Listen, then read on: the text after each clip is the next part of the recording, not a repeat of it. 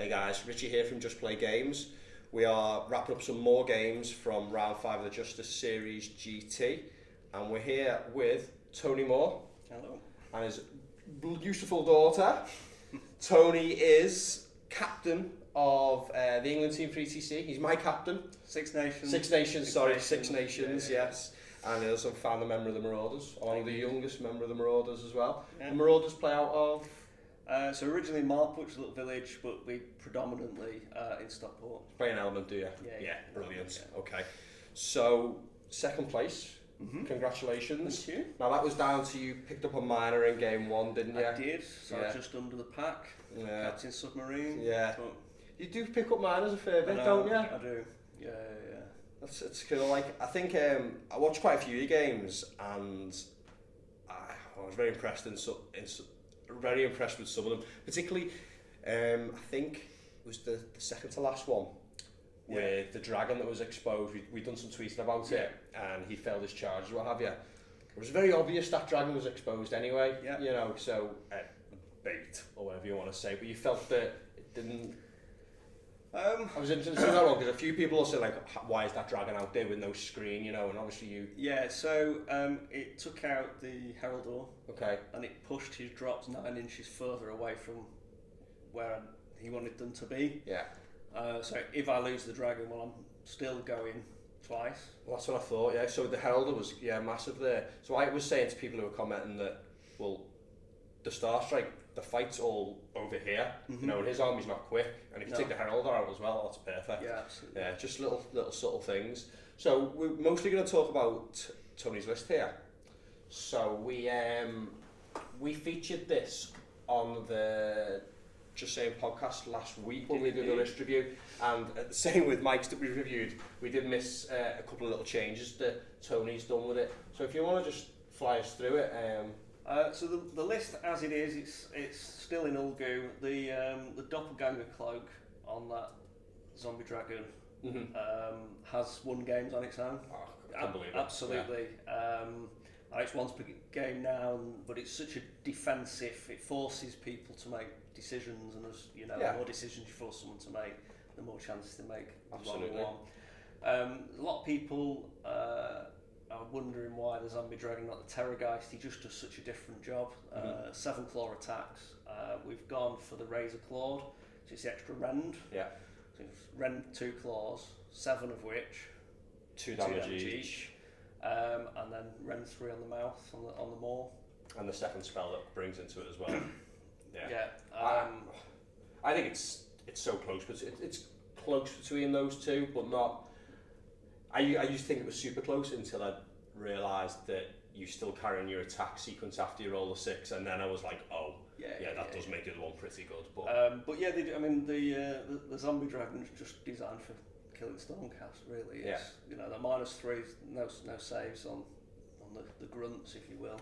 Well, I see in that example there, which was talked about, he failed the charge with Gavril, 10 Evocators and 20 Secretors, and that dragon killed all of that. All of it. So he shot a bit of battle shock. Yeah, he shot Gav off. Yeah. And then enough on the units. Left 5, that's a battle shock. It's crazy. I was quite an experienced player, quite surprised it killed that much, really. Yeah. So I mean, bear in mind I had extra attacks and all the rest of it twice. So he was pretty beefcake at that point. And then the other thing I was running 2 Mark Regents. I've dropped one down to a King. It allows me to put the barricade in as opposed to the Maelstrom, which I didn't find particularly useful. Which was a team decision for Blood Tie. Okay, yeah. Because Tom was running the Skaven. Right. And he had all the decent 20-point spells, so I got left with it. Yeah, we had shackles because of the whole cage thing, the setting up, right, So I dropped to the Ghoul King. What it does allow me to do is if I fail to cast the Arc Regent spell for the extra attacks, he's got basically the same thing, but it's just a flat 1 attack. All right, okay. So even if or you do both. Or you do both, and you could effectively, and I have very occasionally had 4 extra attacks per profile. Yeah. On averages, if you get both off, you're getting 3 extra attacks per profile.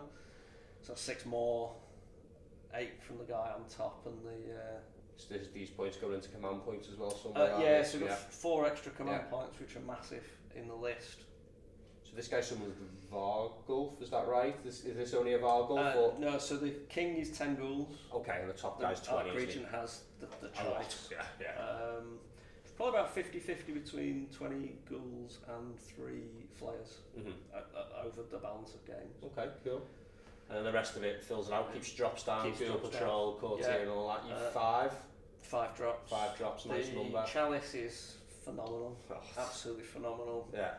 And the stampede is just really. That was solid. Really good as well. Yeah. Because I don't know why. Ian certainly didn't particularly think it looked up to much cock, but you found it's been. Yeah, not always for the damage, although you're doing sort of 5 or 6 against normal infantry.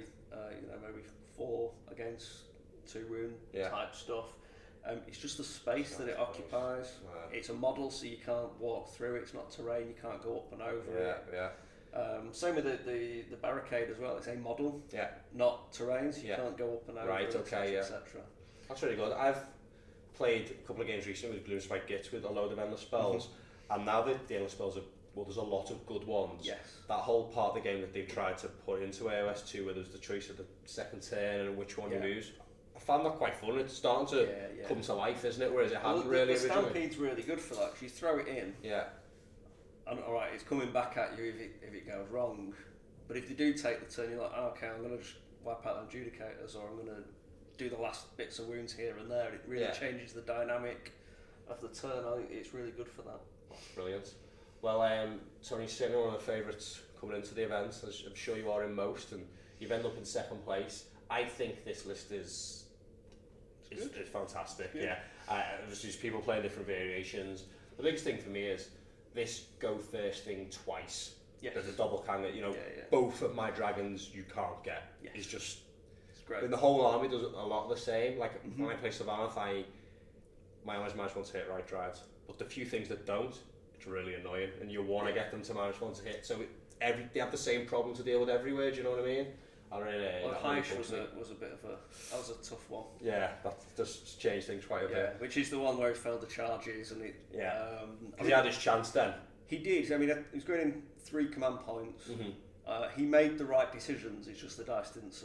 But he popped 1 Gavriel for a +3 because he needed both the highest command abilities. So he had to. Yeah, that's it. As much as obviously oh my god, I failed his charges.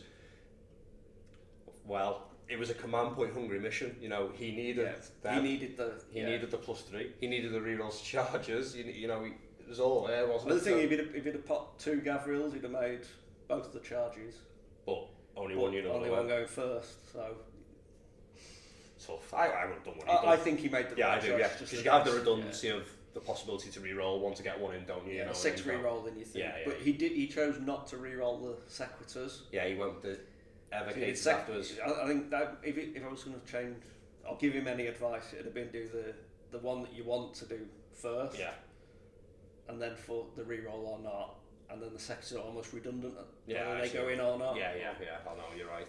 Yeah, good call.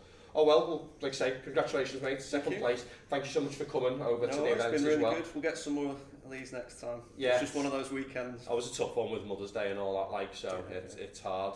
And are you going to be taking part in any more hobby stuff soon? Because I know you were a painting champion at Warhammer World, right?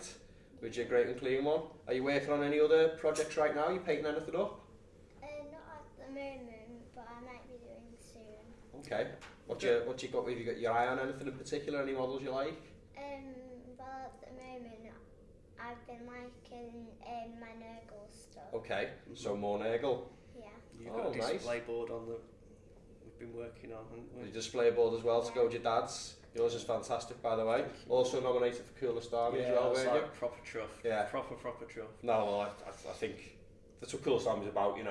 Is Graham's technically amazing, yes, but you've equally put a load of effort in for your level as well. So I think it's brilliant. Appreciate it. Thank you. No problem. Well, guys, thanks so much for tuning in. There'll be some more videos, interviews with the winner to come as well, and catch you next vid. Thanks, guys.